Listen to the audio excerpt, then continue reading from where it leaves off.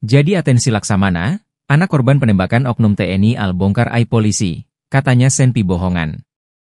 Rizky Agam, anak dari bos rental Ilyas Abdurrahman, 48, yang tewas saat berusaha mencari mobil miliknya, mengungkap rasa kecewa pada polisi. Rizky menyebut bahwa pihaknya sudah berusaha melapor namun ditolak dan terkesan diabaikan. Ilyas Abdurrahman, 48, bos rental mobil, bersama tim awalnya mengadukan ke polsek tersebut bahwa mobil rentalnya telah dibawa kabur. Namun Polsek Cinangka menolak karena mengira tim bos rental mobil tersebut berasal dari pihak leasing. Sejak awal, korban dan timnya sudah mengatakan pada polisi bahwa mereka tak berani melakukan pengejaran karena pelaku membawa senjata api. Rizky mengaku Kapolsek AKP Asep Iwan juga sudah ditanyai oleh anggota, namun permohonan tetap ditolak. Tim malah disarankan untuk mengejar sendiri mobil tersebut meski dibawa pelaku yang bersenjata api. Dengan santai, diakui Rizky bahwa saat itu, ada oknum aparat yang mengatakan bahwa senjata api tersebut hanya bohongan.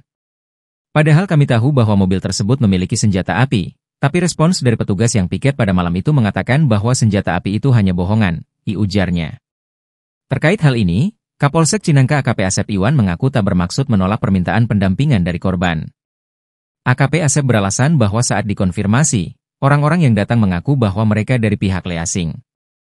Sementara itu, KSAL Laksamana Muhammad Ali memastikan, pihaknya akan menindak tegas oknum tersebut jika benar terlibat dalam penembakan.